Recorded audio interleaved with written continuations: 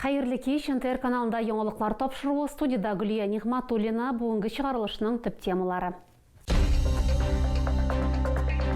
Татарстанда иң зур түләү. Аларга ярдәмдә күрсәтәбез, документларны оформлайтырга, медицинский комиссияларны үтәргә. Контракт буенча хәрби хезмәткә җыю дәвам итә. Рөхсәт ителгән урыннарда гына кыйнырга, укучыларга суда үз-үзеңне тоту кагыйдәләрен искә төшерделәр. Белдерүләр сайтында бура сатып алганда мошенниклар тузагына эләккән. Түбән Камалы 80 мең сум акчасыннан кулак каккан. Милли уеннар, осталык дәресләре.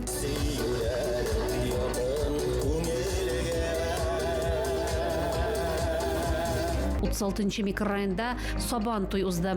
Бәйрәм программасы Россия көне җәмәгать киңлегендә билгеләп үтеләчәк. Татарстанда контракт буенча хәрби хезмәткә җыю дәвам итә. Килешү төзегәннәргә бер тапкыр бирелә торган түләү күләме илдә иң зурлардан санала. 2 миллион 900 мең сум. Шуның 2 миллион ярымы республикадан 400 меңе оборона министрлыгыннан бирелә. Тагын нинди өстенлекләр бар, киләсе материалда.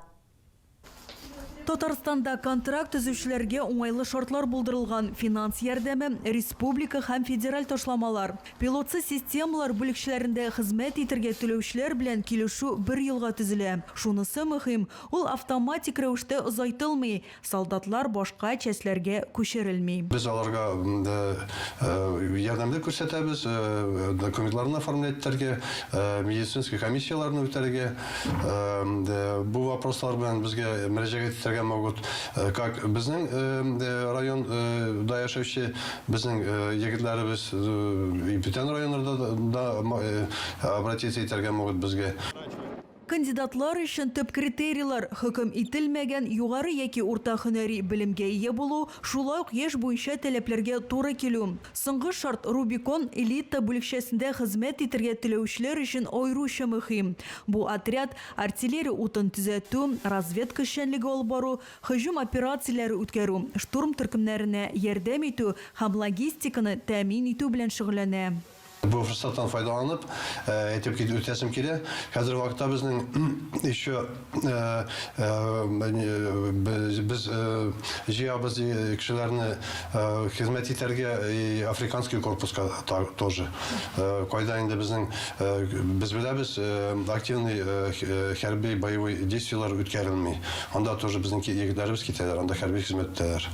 Контракт буенча хезмәткә китүчеләргә бер тапкыр бирелә торган түләү 2 миллион 900 мең сум тәшкил итә. Тулырак мәгълүматны Геройлар Татарстан.ру сайтында яки экранда күрсәтелгән телефон номерлары буенча белергә була. Шулай ук хәрби комиссариатка мөрәҗәгать итәргә мөмкин. Альбина Вәлиева, НТР яңалыклары. Коткаручылар һәм табиблар мәктәп укучыларына суда үз-үзеңне тоту кагыйдәләрен искә төшерделәр. Очрашу Кама шәһәр пляжында узды. Балаларга җәйге эсседә хезмәт һәм ял режимы турында сөйләделәр. Шулай ук суда зыян күрүчегә беренче медицина ярдәме күрсәтү буенча мастер-класс үткәрделәр. Моннан тыш табиблар теләүчеләргә кан басымын тикшерделәр, сәламәтлекне саклау кагыйдәләре буенча белешмәләр тараттылар. Табиблар җәйге эсседә урамга баш киеме белән чыгарга, рөхсәт ителгән урыннарда гына су кыйнырга һәм елга-күлләргә ялгыз бармаска кирәклеген искә төшерделәр.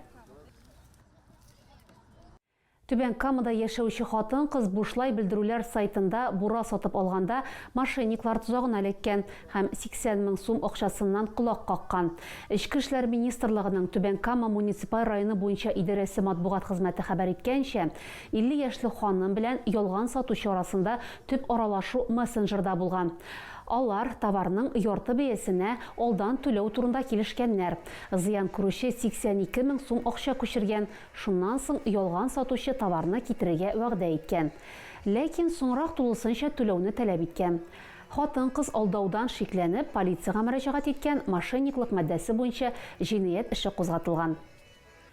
Түбән Кама перинаталь үзәгенең яңартылган корпусында экскурсия үткәрелә. Булачак әниләргә һәм әтиләргә бала тудыру йортының ничек үзгәргәнен күрсәтәчәкләр һәм сабыйның кайда дөньяга киләчәге турында сөйләячәкләр. Очрашу 15 июньдә көндезге 1дә булачак, алдан язылу таләп ителми. Кунаклар өчен табиб-неонатолог Наталья Афанасьева белән очрашу оештыралар. Белгеч имезү, яңа туган баланы карау, баланың иминлеге турында сөйләячәк һәм сорауларга җавап бирәчәк. Үзегез белән халат, битлек, башлык һәм алмаш аяк киеме алырга кирәк дип искә төшерәләр балалар хастаханәсе матбугат хезмәтендә. Безнең чыгарылышларны НТРның рәсми сайтында һәм ВКонтакте челтәрендәге Татарлайф аккаунтында карый аласыз. Шулай ук Макс төркеменә рәхим итегез.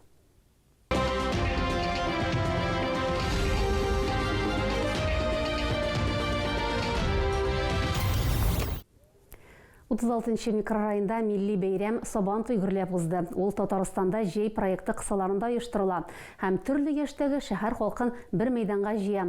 Кунаклар өчен бай эчтәлекле мәдәни программа әзерләнә. Традицион уеннар, осталык дәресләре, иҗат коллективлары һәм артистлар чыгышы.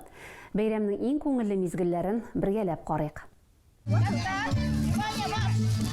36-нчы микрорайон Сабантуй мәйданын хәтерләтә. Бәйрәмнең иң күңелле өлеше милли уеннар һәм спорт ярышлары. Балалар капчык киеп йөгерүдә, аркан тартышуда һәм чүлмәк ватуда үз көчләрен сыный. Катнашучыларга җанатарлар көч биреп тора.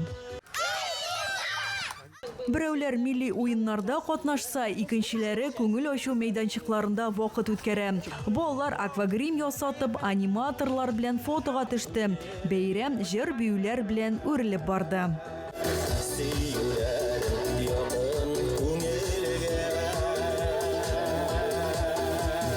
Балаларга оештырган Сабантуйны